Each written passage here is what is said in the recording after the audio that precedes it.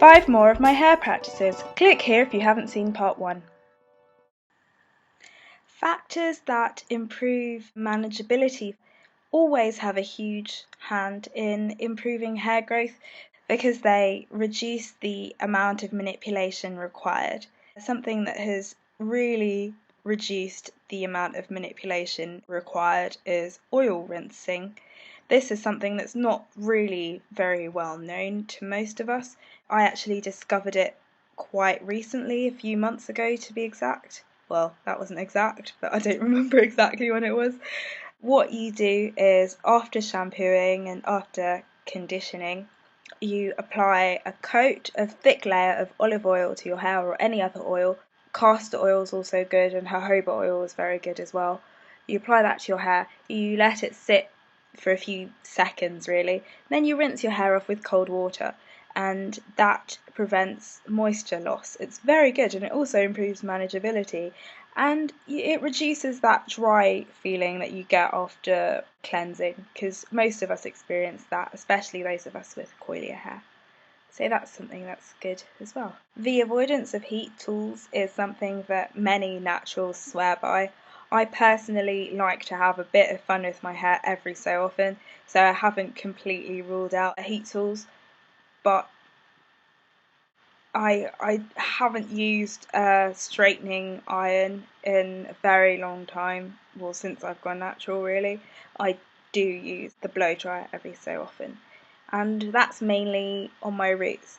So one thing that we should do is try to reduce the amount of heat we use, and if we do use heat we should use a heat protectant. When I use my blow dryer I'm always sure to just focus on the roots, and it's just to give me some big hair. Here's a picture using a blow dryer. It's good for stretching our roots out. Not on the ends because our ends are very weak, so we try not to put any heat on our ends. I don't actually think this is essential for hair growth, but I did mention it at the end of my last video, which was my natural hair journey video. Click the link here if you haven't seen it. It will open in a new tab, don't worry. I use extensions occasionally as a protective style, and I like to do that because it means that my hair isn't exposed to the elements as much because it's sort of under other hair. The hair I use is Marley hair and it resembles my hair texture amazingly well, so nobody notices. If people ask, I'll tell them that it's Marley hair and it looks just like my hair. I know that there are some naturals out there who refuse to use extensions and that, but I like to use them because they contribute to hair growth and it looks just, my hair is in the exact same style that it would be if my hair were out, but the reason I use the Marley hair is, as I've said, to protect my hair. There's a very nice style I like to use, you can see it on the screen now, where I have a plait at the side and a big puff at the front. The puff at the front doesn't normally have Marley hair in it, but the plait at the back does, the side. But my hair in a plait would look like that anyway. Here's a picture of my hair in 2 plaits without extensions, and it looks the same way. Using Marley hair can contribute to longer hair growth, in my opinion, because you protect your own hair and you reduce manipulation.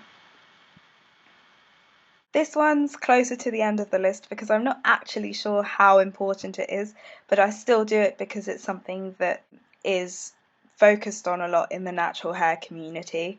It's extolled and it's encouraged, and that is the use of deep conditioners. Personally, I feel as though using a normal rinse out conditioner is enough. However, I do use deep conditioners every time I shampoo.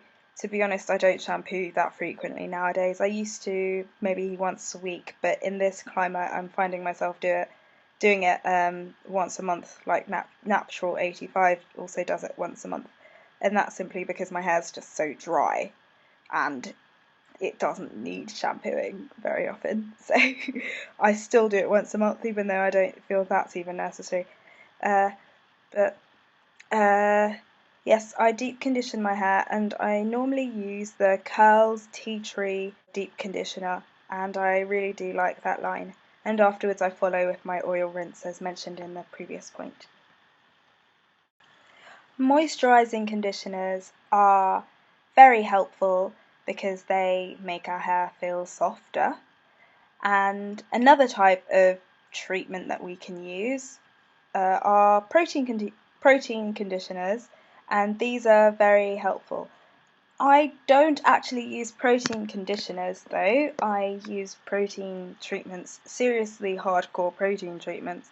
Um, I'm sure you've heard of Apogee, and that's the only one that I use, and I think it's very, very effective. I even saw a video with Taran916 where she had heat damage and she applied it to her hair and she no longer had heat damage. Her curls had gone and her curls came back, so that's proof that it actually does work. I apply it to my hair, I blow dry it into my hair, and then I rinse it out, and my hair feels significantly stronger for the subsequent 3 or 4 weeks. These treatments have transient effects, and I'm sure we already know this, so don't expect them to last forever. You do have to keep applying them, but they do help. They do improve the state of your hair, and they can help hair growth. Of course, you have to just commit to using the product throughout the rest of your hair journey, and I'm very happy with using this product once every 6 weeks or so, and it really does make a difference.